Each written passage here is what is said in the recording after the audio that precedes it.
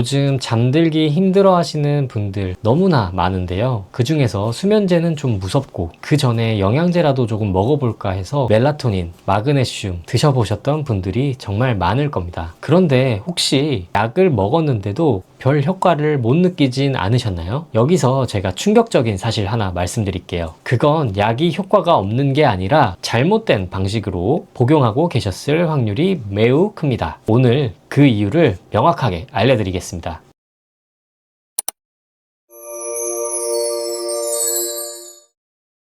정보가 넘치는 시대, 믿고 참고할 수 있는 기준이 되겠습니다. 안녕하세요. 옆집 약사입니다. 구독과 좋아요는 힘이 됩니다. 현대 사회로 들어오면서 수면 장애를 가지고 있는 사람이 정말 급격하게 늘었다고 하는데요. 40대에서 60대 사이에서는 절반 이상이 불면증을 겪고 있다고 할 정도로 아주 흔한 질병이 되어버렸습니다. 잠이 안 올 때 습관도 좀 바꿔보고, 무슨 음식이 좋다고 해서 먹어보고, 잠들기 전에 샤워가 좋다고 해서 샤워도 해보고, 여러 가지로 다 바꿔봤는데도 잠이 잘 안 들어서 수면제를 먹어볼까 하다가 한번 시작하면 끊지 못할까봐 걱정하시는 분들이 정말 많습니다. 그러다가 멜라토닌이나 마그네슘을 알게 돼서 복용하시는 분들도 정말 많으실 겁니다. 멜라토닌이란 뇌 송가체에서 분비되는 수면 유도 호르몬인데요. 쉽게 말씀드리면 우리 몸 안에 있는 취침 신호 스위치 같은 존재입니다. 해가 지고 밤이 되면서 빛이 줄어들게 되면 우리 몸에서는 멜라토닌을 분비해서 이 스위치를 켜주게 됩니다. 여기서 주의해야 할 점은 멜라토닌은 수면제가 아니라 수면 리듬을 조절해주는 호르몬이라는 겁니다. 비유를 하자면 수면제는 컴퓨터를 강제로 종료하는 전원 버튼과 같고요. 멜라토닌은 곧 취침 시간이라고 알려주는 알림 설정과 같다는 겁니다. 이 멜라토닌은 연령에 따라서 분비되는 양 차이가 매우 큰 호르몬인데요. 그래프를 보시면 멜라토닌은 어린 시절에 가장 높고 이후 서서히 감소하는 형태입니다. 특히 사춘기 이후부터 꺾이기 시작하고 20대 후반부터 점진적으로 낮아졌다가 40대 이후부터는 젊은 시절에 비해 상당히 낮은 수준으로 유지됩니다.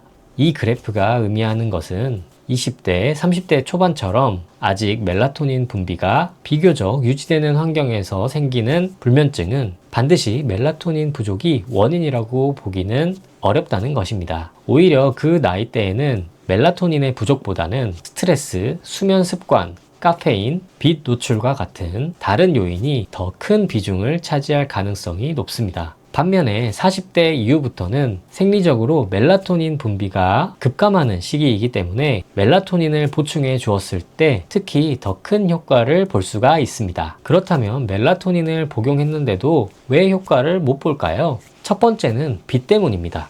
이 그래프에서도 알 수 있듯이 멜라토닌은 어두워졌을 때 분비가 증가하는 호르몬입니다. 반대로 빛, 특히 강한 인공 조명과 블루라이트는 이 분비를 억제하게 됩니다. 따라서 약을 먹고 침대에 누워서 핸드폰을 하거나 TV를 보고 있다면 우리 몸은 여전히 낮이라고 인식을 하게 되고 멜라토닌을 충분히 보충을 해도 뇌의 생체 시계는 밤이 아니라고 판단을 하기 때문에 충분히 작동이 되지 않습니다. 즉 멜라토닌이 효과가 없는 게 아니라 환경이 완전히 반대로 세팅이 되어 있던 겁니다. 두 번째는 약의 종류를 잘못 복용해서입니다. 우리나라에서 멜라토닌은 크게 두 가지로 분류를 할 수 있는데요. 합성 멜라토닌과 식물성 멜라토닌입니다. 쉽게 말씀드리면 처방을 받아서 드시고 계시면 합성 멜라토닌을 드시고 계시는 것이고, 약국이나 인터넷에서 구매를 해서 드시고 계시다면 식물성 멜라토닌을 드시고 계시는 겁니다. 이 두 가지는 완전히 다른 건데요. 합성 멜라토닌은 보통 서방형 제제로 나오기 때문에 몸에서 서서히 방출되게 되고 혈중 농도를 일정하게 유지를 할 수가 있어서 수면의 지속성 측면에서 도움을 주게 됩니다.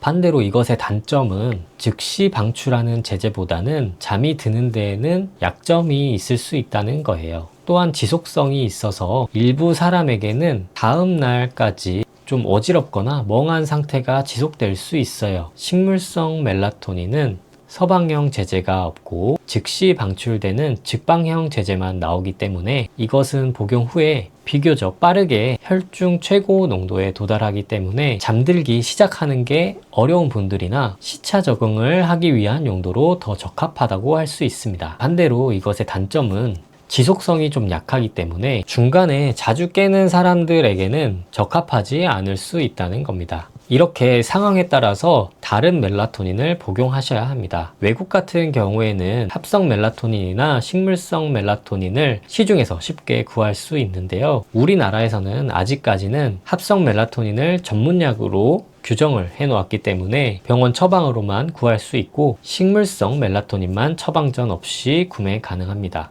세 번째는 효과가 없는 멜라토닌을 복용했을 경우입니다. 합성 멜라토닌과 같은 경우에는 전문의약품, 즉 의약품 그레이드로 분류가 되어 있기 때문에 시험 성적서라는 것을 반드시 제출해야 되고요. 이 한 알에 들어가 있는 멜라토닌의 용량도 어느 정도 보장이 되어 있어야 허가가 나오게 됩니다. 하지만 시중에서 구할 수 있는 식물성 멜라토닌 같은 경우에는 한국에서는 건강기능식품으로 허가가 안 나기 때문에 과체 가공품이나 기타 가공품으로 해서 이 제품이 나오게 되는데, 이때 이 식품 가공품 안에 함량 개런티가 잘 되어 있는 제품이 많이 없어요. 그래서 이때까지 아예 멜라토닌이 거의 안 들어가 있는 멜라토닌을 드셨을 수도 있다는 것입니다. 반드시 식물성 멜라토닌을 드실 때에는 시험 성적서를 공개하고 있는 회사의 제품을 사서 드셔야 합니다. 멜라토닌의 복용 방법과 복용량에 대해서 알아보겠습니다. 영국의 비영리 국제 연구단체인 코크란과 EMA 유럽 의약품안전청의 의견을 종합해보면 멜라토닌을 하루 0.5ml에서 5ml 정도 복용하는 것을 일반적으로 보고 있고요. 최대 10ml 정도까지는 복용이 가능하지만 5ml를 넘었을 때의 이득은 거의 없다고 합니다.